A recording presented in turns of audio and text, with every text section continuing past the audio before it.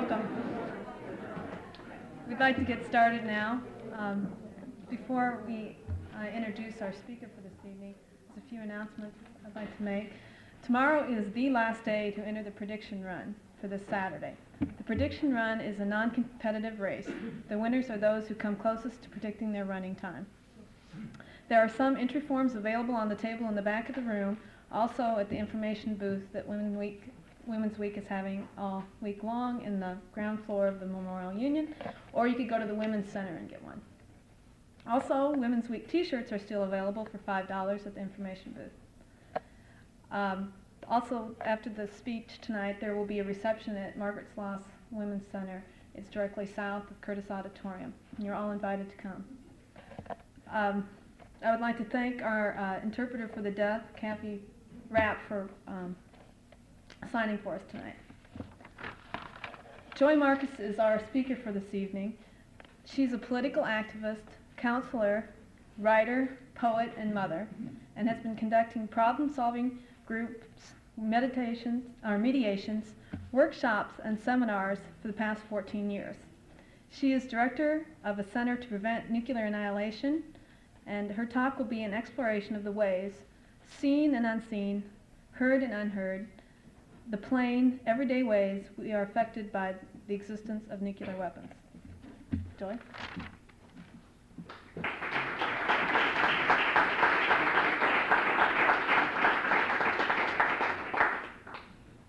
Thank you.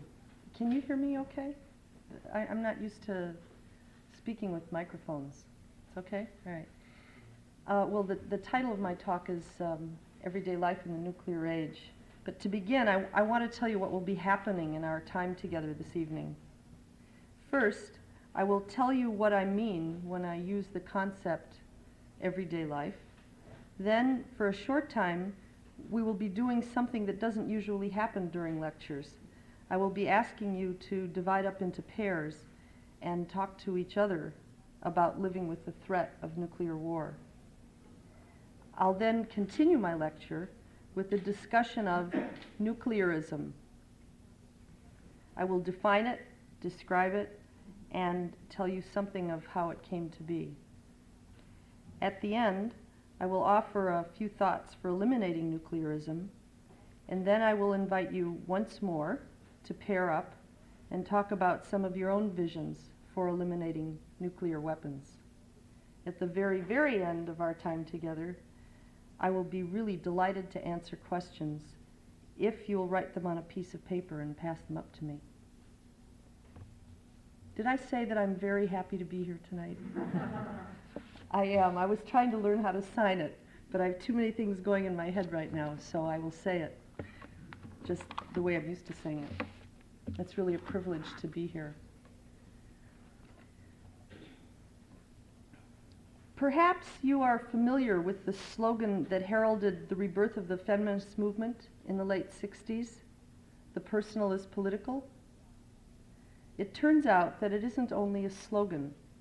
In fact, it is a statement of reality. The personal is political is about power. What it means is that political activity, which is all about the distribution of power, its uses and abuses, is observable not only in the machinations of big business, government, and international diplomacy, but also very much in the private or personal world.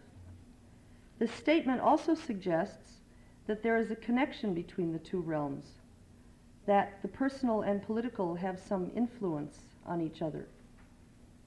The phrase, "the personal is political," had and continues to have a lot of practical meaning.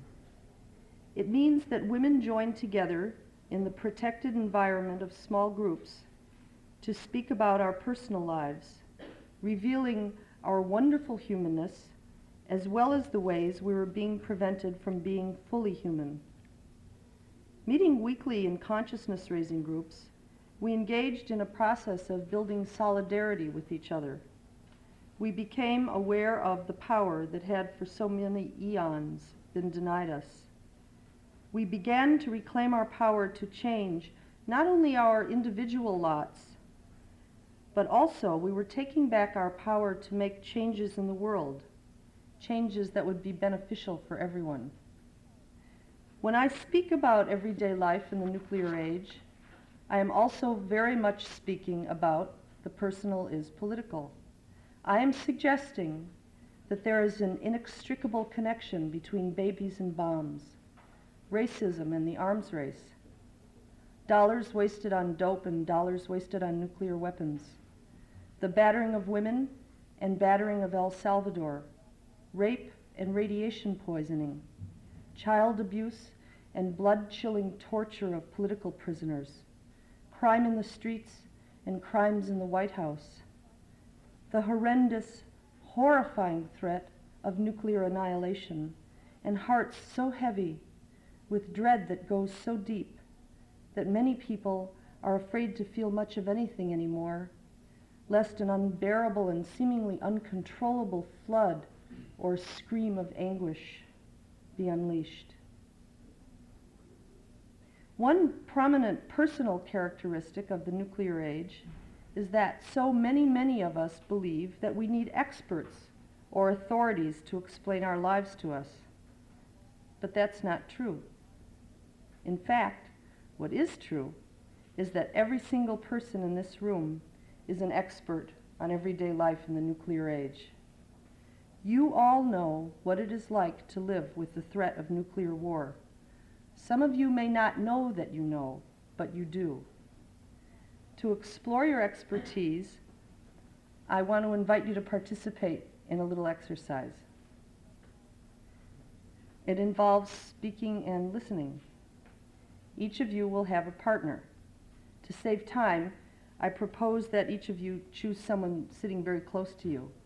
In fact, now that I think of it, people could actually move up more to the front of the room. If there's somebody who isn't able to find a partner, then make a threesome. But I think that you should all be able to pair up with at least one person. And what you will be speaking and listening about is what you know about living with the threat of nuclear war. You'll take turns being speaker and being listener. Here's what to do when you are in the listening role. Just be very, very respectful of the person who will be speaking to you. And listen. Listen thoughtfully, actively to the person who's speaking.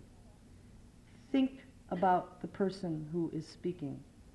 Your role is simply to encourage your partner through thoughtful, respectful attention to speak about what she or he knows about the threat of living with the threat of nuclear war.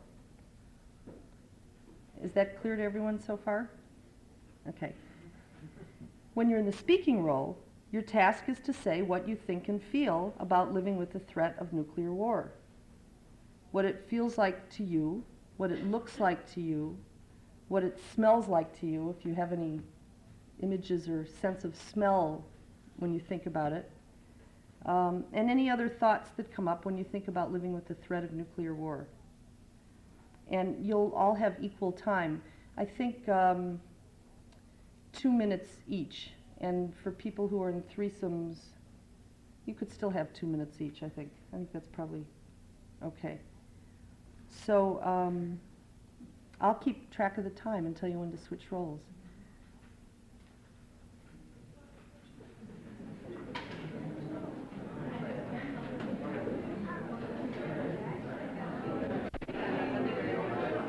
Okay. I think that's another 2 minutes.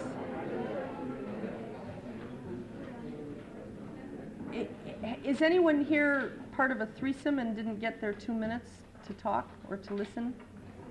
Yes? Oh, okay. Well, then take another 2 minutes. Okay. Okay. Well, I would like, let's say, no more than a half a dozen or so of you to volunteer to tell us now what you know about living with the threat of nuclear war. Who'd like to be the first to say something that you realize that you know? And it's worthwhile to distinguish nuclear war and other war. Shouldn't be trying to be rid of all war, but particularly nuclear war.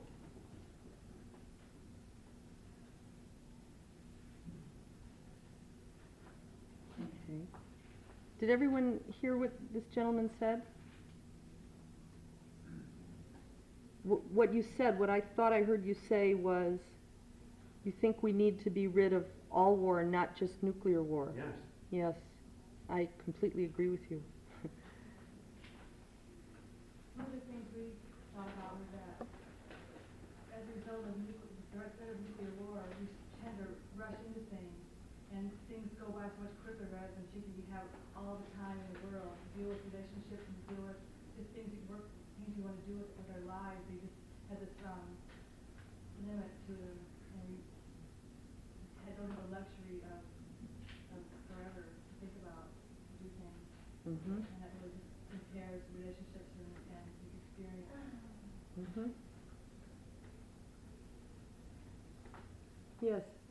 Can you stand up? I think I should have asked everyone to stand up so everyone can hear you. I think the thing I know is that it's very difficult to think about it because your mind can just shut down. And you tend to try to go on without having this in the background. Something very basic. Mm-hmm.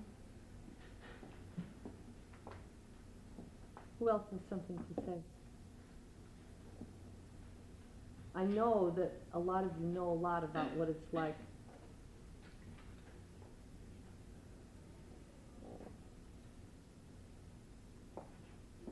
Uh-huh. I think that one thing that we found rather overwhelming was the idea that everyone we had ever known in our entire lifetime would either be dead outright or would soon be dead, and what that would mean for where we were at in the world. And then the idea that everything that we had experienced would probably be no longer relevant to dealing with what was left if we survived. And the idea that anything we were going to have to experience in the future would be fairly irrelevant. Mm-hmm. Thank you. Does anyone else have something they want to contribute? I want to ask, is anyone in this room hearing impaired? Okay, I just wanted to make sure if there were, that you would also be able to communicate through our interpreter. One more person, one other person, tell us something that you know about living with the threat of nuclear war. Yes. Can you stand up? I know, it's just that, to me, it's a frustration, it just feels like a waste of energy that we even have to gather to talk about this. And it seems like there's so many other things we could be doing with our time, and so much energy in newspapers, and so much energy in just human worry about an issue that just doesn't have to be. So it's just a lot of frustration. Mm-hmm. Thank you. Okay. I know everybody else has thoughts too. Well, I guess I'll pick up one of the threads that I set aside before we did the exercise. I was talking about women. Women have made many brilliant contributions to an understanding of everyday life. We not only made crucial connections between personal and political life, we also gave a name to the specific oppression of females. We named it sexism. Naming our oppression makes it possible to distinguish between oppressive actions and the people perpetrating the actions. And that's a very important point, because no one is born sexist or racist or oppressive in any way. Oppressive attitudes and behavior are learned. Therefore, they can be unlearned. And in that reality lives one of our greatest hopes. I propose we consider that the threat of nuclear annihilation is a specific oppression. I propose that we call it nuclearism and define it like this. Nuclearism is the psychological, cultural, economic, political, and military domination of people which arises from the existence of nuclear weapons. To understand nuclearism more completely, we can examine its components somewhat separately, although in the final analysis, the separate parts are entirely connected. There are three major aspects of nuclearism.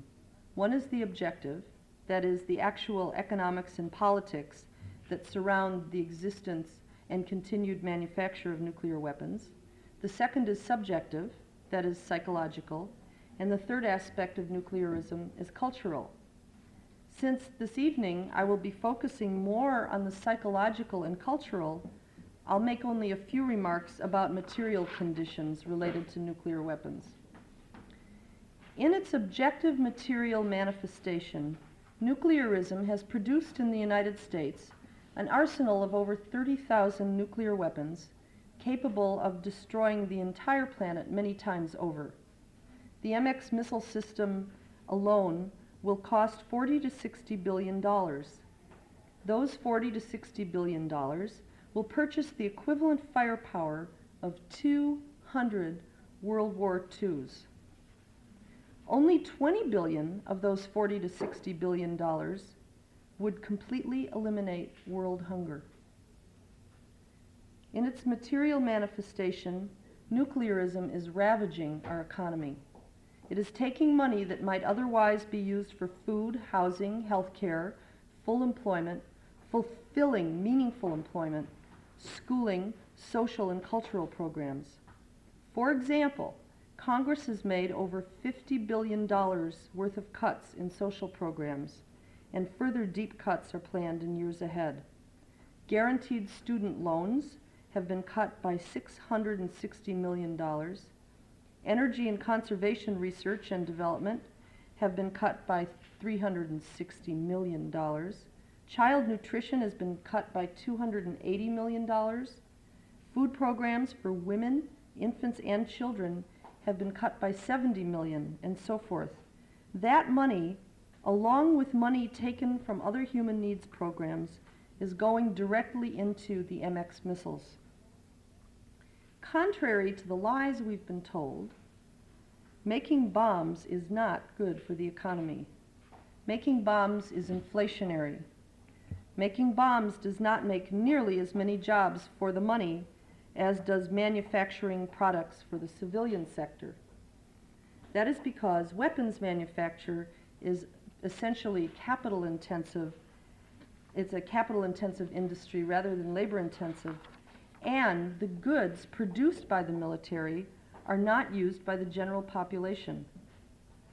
I do not think it is an understatement to say that nuclearism is eating us alive. That's pretty much all I'm going to say now about the objective material conditions.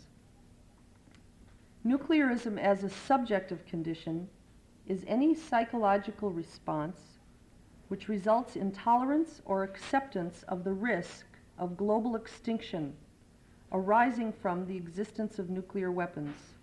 It is the most extreme expression of the internalization of violence, to borrow from Frantz Fanon. Nuclearism as a subjective condition concerns not only what we feel and think, but also ultimately how we act in response to the threat of nuclear annihilation. When I refer to the cultural constituent of nuclearism, I am speaking of those institutions and activities of daily life which tend to support both the material and psychological facets of nuclearism. For example, the film Star Wars. Has everyone here seen Star Wars? Well, do you remember the end of the film? It makes the end of the world look beautiful, dazzling, fascinating, spectacular, the utter reverse of what it would be. And in the context of a society which is laden with nuclear weapons, The film then is nuclearist in its message. Nuclearism is present in video games. Video games project battles and wars, complete with air-to-air missiles, on screens like those in the Pentagon War Room. Many young children are addicted to those games. Nuclearism has affected our language too. Policymakers invent new words and communicate them through the news media to us. For example, the word megadeaths. That word, funny, huh? That word is used to refer to human beings, millions and millions and millions of living, breathing, loving, laughing, crying people, parents, children, grandparents, aunts, uncles, cousins, lovers, friends, you and me, who would be instantly killed in a nuclear war. Nuclear war, which would destroy most of the planet, is coldly sanitized and called a nuclear exchange. Nuclear weapons accidents. I'm going to tell you something about nuclear weapons accidents. From January 1979 to June 1980, the United States early warning computers, are you ready for this, made the same mistake 147 times, sending out a serious false alarm that the Soviet Union had sent their missiles flying. Those accidents, those nuclear weapons accidents, real occurrences in which we could have been completely obliterated, vaporized, are called broken arrows and bent spears. Broken arrows and bent spears? Pretty interesting. Here we have an excellent example of nuclearist language, using phallic symbols to describe the tools, the machinery of unparalleled devastation, and then when an accident doesn't happen, I mean, thank the goddesses we've been spared, when the accident doesn't happen, the jargon invokes images of the phallus rendered impotent, broken arrow, and bent spear, as if on some level the men in charge wanted an accident. The mentality goes something like this: better to get it up and rape someone, accidentally killing her in the process, than not to get it up and be thought of as weak or unmanly, as one with a broken arrow or bent spear. Okay, now don't get me wrong here. I've got nothing against phalluses. In fact, I think they're nice in their place. I'm especially fond of some of the human beings that they're attached to.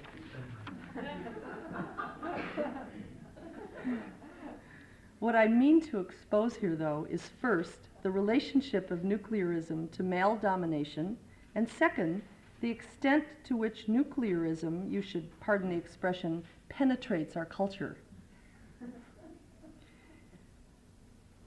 Whether or not we are consciously registering the fact, nuclearism pervades every moment of our lives. It has become as much a part of daily life as racism, sexism, and poverty. Nuclearism is a spiritual and cultural plague so insidious in its scope and character that many people have become inured to its existence and to its effects. At its worst, nuclearism is associated with an anguish that goes so deep many people can hardly bear to feel it. So they don't. They shut down and feel nothing related to possible annihilation. Nuclearism is seen in people who privately despair about the threat of annihilation, but feel embarrassed or frustrated or depressed or crazy talking about it. And there are also people who would be engaged in some form of anti-nuclear work, some form of resistance or rebellion or non-cooperation, but they simply feel overwhelmed, powerless. They too are victims of nuclearism. It is probably not surprising that over the years, increasing numbers of people, including children, maybe even especially children, have been reporting that the terror of nuclear war has become material for their dreams. And I heard the most fascinating theory recently from a retired police officer. His name is Jess. He said, "You know, I'm sure the rate of violent crimes has gone up in direct proportion to the threat of nuclear war." I asked him, "How does that work?" And Jess said, "Well, I think that people get real nervous about the world ending, and the ones who don't know how to control themselves very well take it out on other people. It's like the anxiety is just too much to handle." Nuclearism, like racism and sexism, is not a static condition. It's dynamic. It does not exist in a vacuum. Rather, it operates in relation to the rest of our social and psychological landscape. Thus, in its psychological permutation, nuclearism tends to be associated with other difficulties. It is associated with feelings of powerlessness. It is associated with feelings of futurelessness. It is associated with extreme political passivity.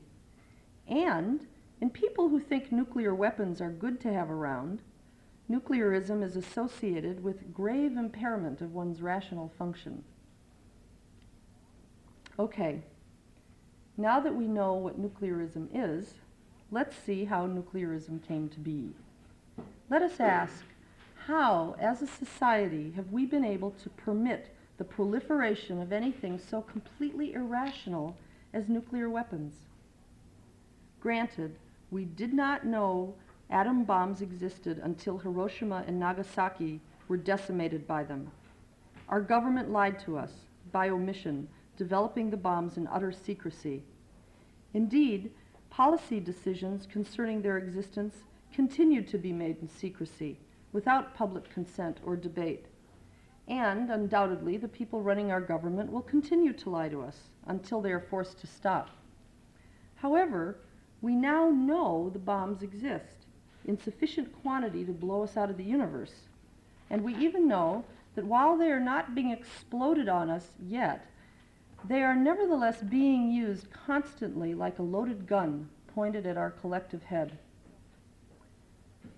There are many reasons for this society's tolerance of nuclear weapons.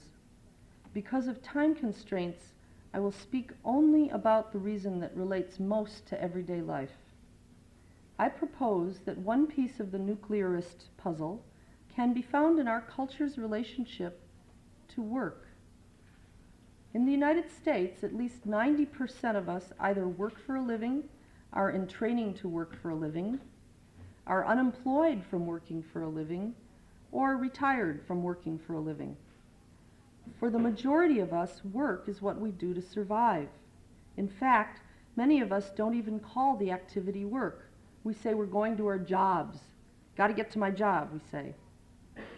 Neither the process nor the product of our endeavors is asked or held to be valuable. Certainly, we as workers are not usually valued, not by our bosses anyway. Sigmund Freud was not entirely off base when he said that what most people need to be fulfilled is to love and to work. Too bad he had nothing to say about what kind of work people need to be fulfilled. Because making worthless products does not fulfill people. Selling worthless products does not fulfill people. Performing repetitive, boring, compartmentalized activities does not fulfill people. Having no control over one's working conditions is not fulfilling. Working in most factories does not fulfill people. Working in most offices is not fulfilling. Breathing asbestos is not fulfilling. Being exposed to radiation is not fulfilling. Being a teacher in a school where you're expected to be a cop instead of a teacher is not fulfilling. Making bombs is not fulfilling. In fact, doing totally meaningless work, often under hideous conditions, kills us. If it doesn't kill us literally, physically, it kills our spirits, it kills us inside. And we who die inside in order to survive day by day do not look forward to a future. Once dead inside, we tend not to think about the death of the planet. We become disconnected from ourselves and from our own future. Then we become disconnected from the earth, all her children, and their future. But our relationship to our labor does not end with our day at work. In order to regain some feeling of life lost in our labor, we fill our leisure time by buying back the mostly unsatisfying commodities we have produced, commodities which will be obsolete in short order, then disposed of and replaced with the newest piece of junk, which will also fail to enliven us. Or we rely on our private life or family or love life to give us what we can't get in the workplace, often to no avail, and the cycle keeps being replayed. No pleasure in work, look for everything in love, and then more dissatisfaction in love. The way things are produced and consumed here, with what some people call built-in obsolescence, it begins to seem logical that our planet Earth is headed in a direction of becoming obsolete. It's almost as though the men in charge have gotten together and said, Earth is much too old to produce anything at a profitable rate anymore. Let's let her go and develop, read that, rape, some other property, maybe Mars or Venus. Well, what does this have to do with nuclearism as a psychological or cultural issue?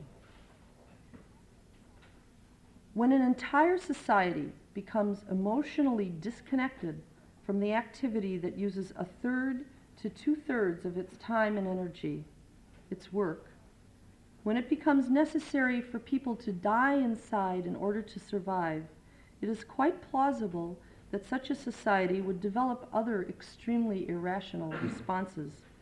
For instance, in order to have peace, we have to prepare for war. Or, in the interests of national security, we need to stockpile tens of thousands of nuclear weapons, which only makes us more insecure. Out. Substance abuse, chemical dependencies, destroying the mind and body with overindulgence in alcohol and drugs.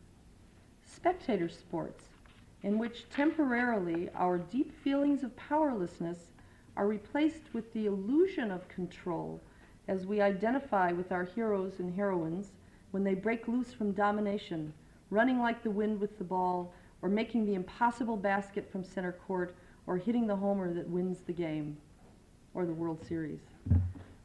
I'm sure anyone here can fill in the blanks with examples of deadening leisure time pursuits. The key word here is spectator. We have become spectators to our labor, and the rest of life has also become a spectacle, something from which we are radically disengaged. The inhuman, enervating, deadening, for some actually deadly way that work has been organized in our society must be acknowledged as a major contributing factor to the social and psychological preconditions which made possible the rise of nuclearism. Given the way that we have been anesthetized as workers, it is eminently logical that we would be slow to react to the threat of nuclear annihilation. Since a nuclearist culture is necessary for nuclear weapons proliferation, it follows that eliminating nuclear weapons will require the creation of a non-nuclearist culture. Since our relationship to our labor contributed to emotional anesthesia in the face of nuclear annihilation, it follows that an awakening of ourselves as workers entitled to live each moment well would be intimately joined with a reawakening of ourselves as human beings who care deeply about the earth and will act to secure her future. A non-nuclearist culture will be most powerful when it defines and appreciates itself as a culture of the working class. This doesn't mean that people born into the owning class who want to be our allies should be excluded, punished, or denied their voices. That would be counterproductive and humane.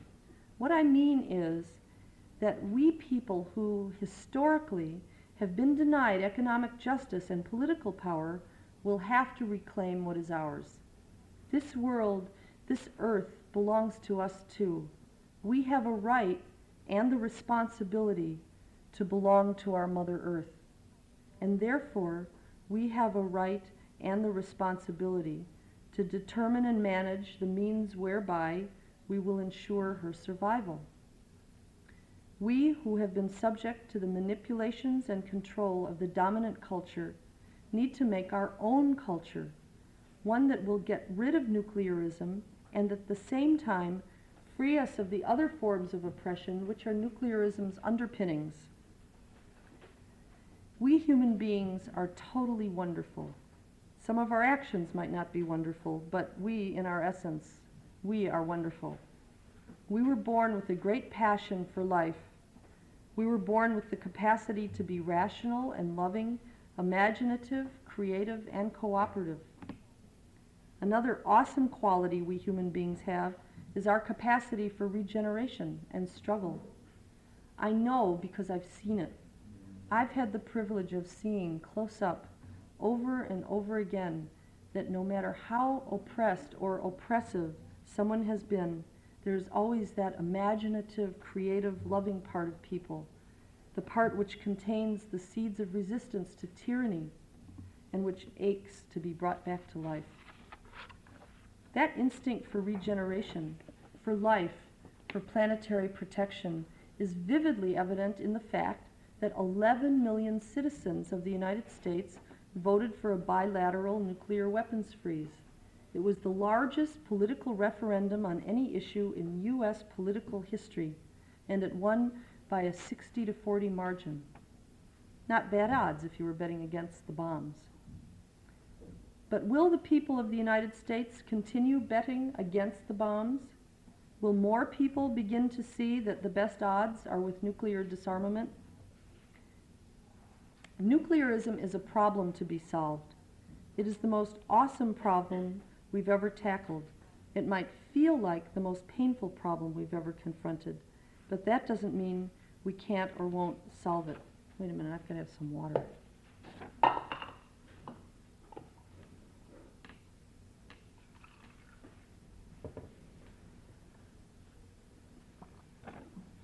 Nuclearism is a multifaceted problem and needs to be looked at from many angles.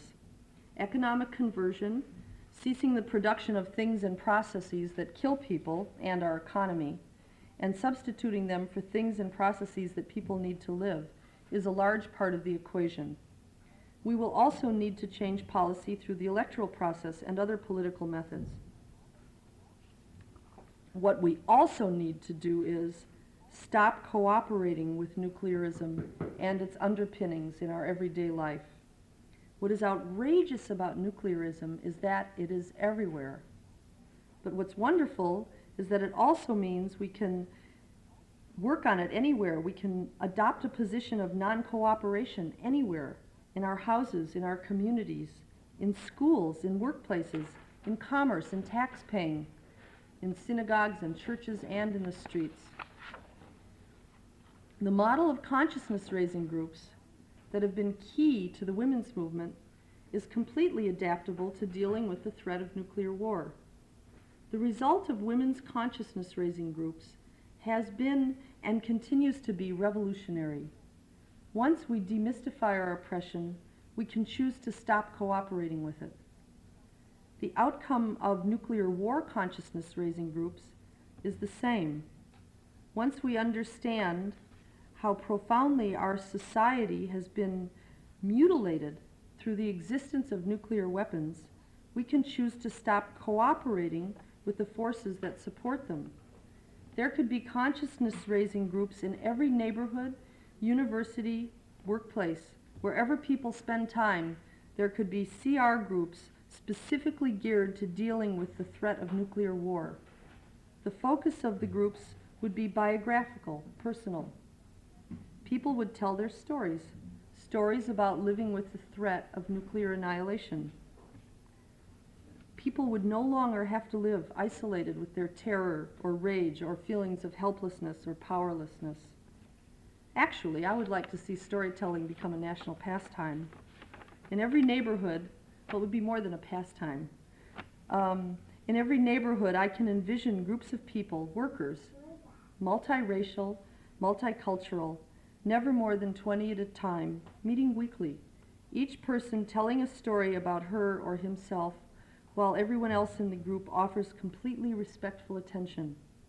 While the content of a story is important for what it reveals and doesn't reveal about our history and our feelings and thoughts about our history, the process, simple as it may sound, is just as significant. For most people in our society, to tell anything about oneself in a group, with no props or mediations, is already an act of great resistance against domination. It is a statement that says, I count. I'm as important as anyone else. And I refuse to be anonymous anymore. Telling one's story to a group is the first step towards saying, the world, this earth, belongs to me too. I refuse to cooperate in her destruction. I will do everything in my power to take good care of her, to keep her from being blown away. But the other part of the storytelling process is the listening. In the storytelling situation, listening is not a passive activity, as in watching television. To listen well to someone's story requires active engagement. No more spectators, no more spacing out, no more business as usual. We were all born with enormous imagination and an innate ability to work and play cooperatively. One of the lessons we can learn and relearn from the current peace movement is that we all have the potential for political struggle. We have the potential to be politically creative, responsible, and powerful.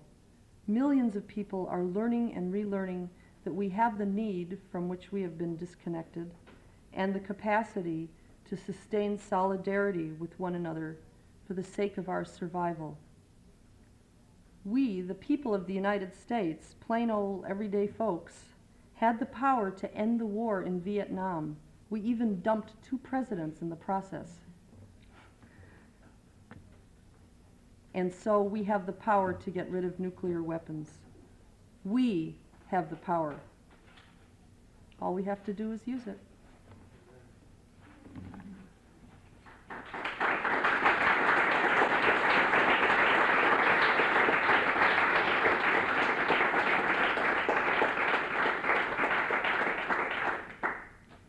Okay, well, what I'd like to do now, if you're up for it, is ask you to pair up again. And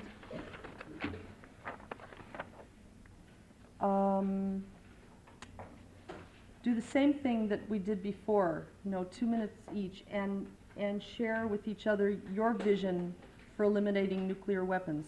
What would you do to get rid of nuclear weapons?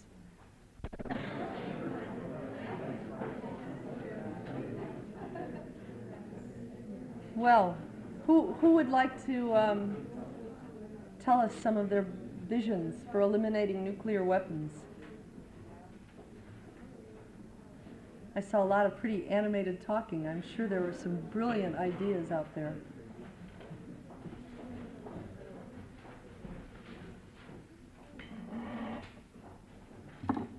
Would you define nuclear weapons? Would I define nuclear weapons? They're weapons that use plutonium and how else can I define them? And nuclear fission and fusion to explode quantities of energy that are, to me, incomprehensible. Could anyone else define them? Can you think of a good definition for nuclear weapons, Donna? Did I define it pretty well? Yeah, what you're saying makes a lot of sense. They also use highly enriched uranium. Right. A foreign point. And well, one thing that I think is interesting now is that they've got 4,000 times the power of the Hiroshima bomb, so that there are vast quantities of people who can be killed, and that is something that distinguishes them from conventional warfare. And because they have, And yeah, oh, and that the radiation, radiation right. will even if the people who aren't actually killed immediately will still be genetically affected for generations to come because of the way it's dispersed throughout the environment. So who's got some thoughts?